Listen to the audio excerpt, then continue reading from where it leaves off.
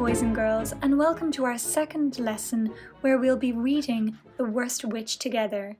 Today we are reading Chapter 2, which is on page 13 of the Purple Book and page 19 of the Silver and Blue Book. Remember to follow along with your finger. The presentation took place in the Great Hall, a huge stone room with rows of wooden benches, a raised platform at one end, and shields and portraits all round the walls. The whole school had assembled, and Miss Cackle and Miss Hardbroom stood behind a table on the platform. Now put a circle around the word assembled. Assembled is the word to gather. The whole school had gathered. They had assembled. On the table was a large wicker basket from which came meows and squeaks. First of all, everyone sang the school song, which went like this.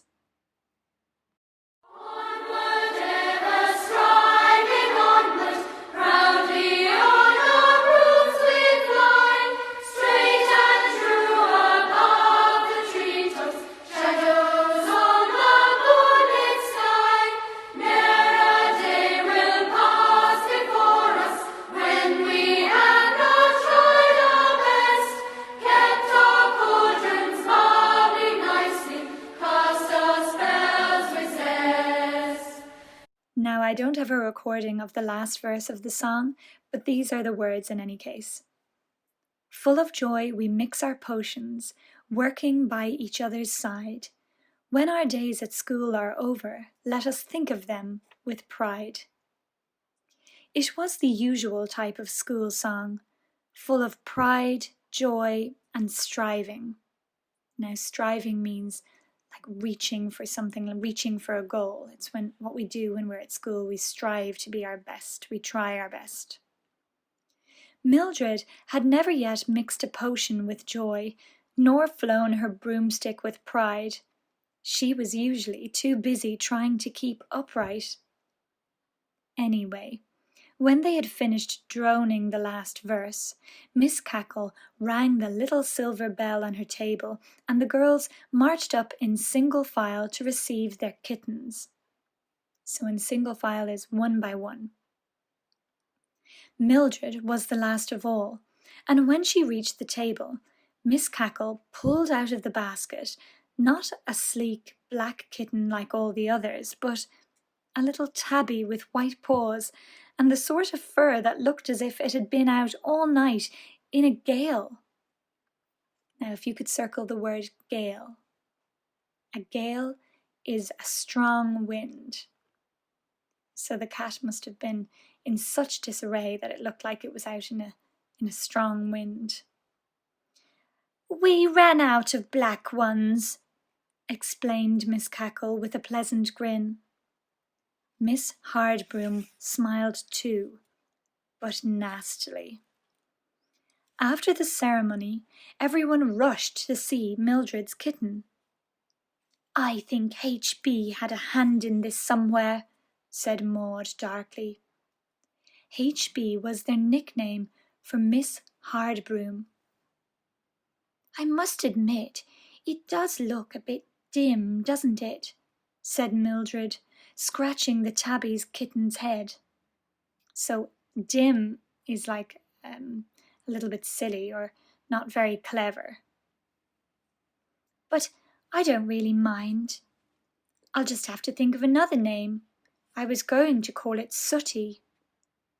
Let's take them down to the playground and see what they make of broomstick riding. Almost all the first-year witches were in the yard trying to persuade their puzzled kittens to sit on their broomsticks.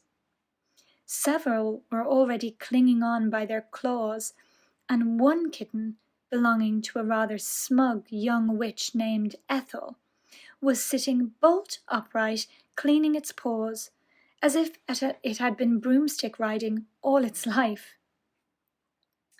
So the word smug, I'd like you to circle that word. The word smug means sort of, if you're smug, you're sort of conceited, you know that you're better than other people, or maybe you don't know it, but you're certainly acting as if you are. So if you're smug about something, you're usually feeling confident about it. Riding a broomstick was no easy matter, as I've mentioned before. First, you ordered the stick to hover. So for something to hover, it means it's just sort of flying just above the ground, shakily. And it hovered lengthways above the ground. Then you sat on it, gave it a sharp tap, and away you flew. Once in the air, you could make the stick do almost anything by saying, right, left, stop, down a bit, and so on.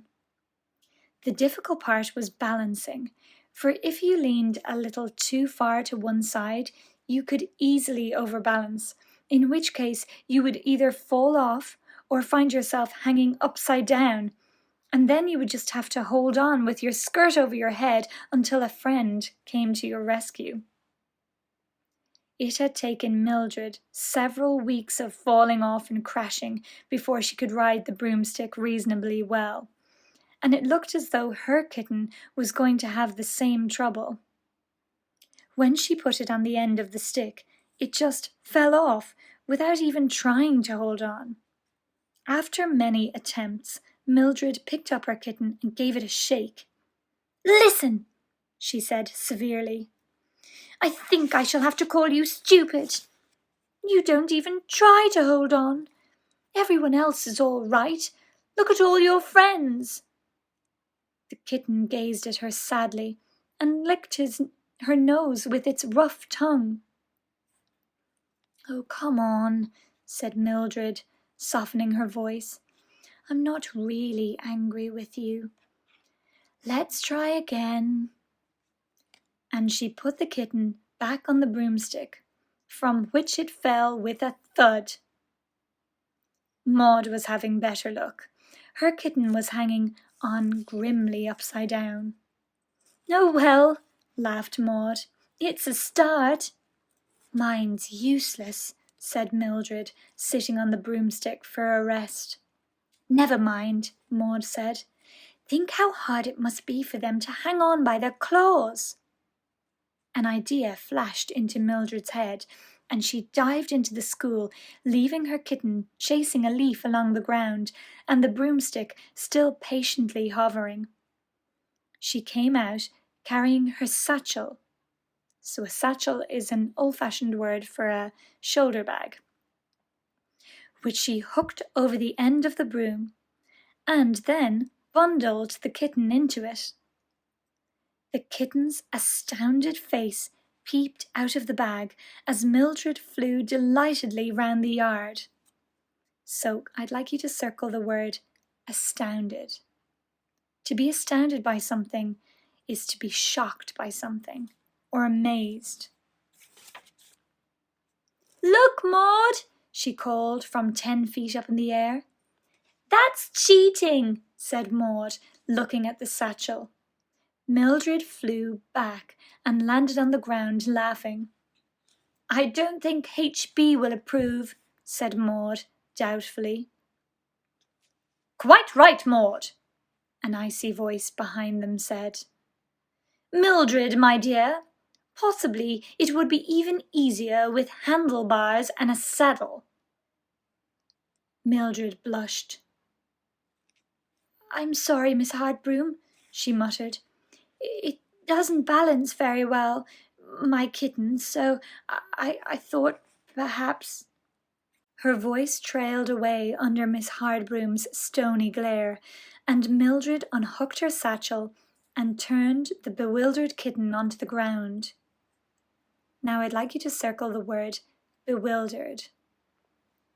To be bewildered means to be very confused or puzzled. "Girls!" Miss Hardbroom clapped her hands. "I would remind you that there is a potion test tomorrow morning. That is all." So saying, she disappeared. Literally. "I wish she wouldn't do that," whispered Maud, looking at the place where their form mistress had been standing. "You're never quite sure whether she's gone or not." "Right again, Maud," came Miss Hardbroom's voice from nowhere. Maud gulped and hurried back to her kitten.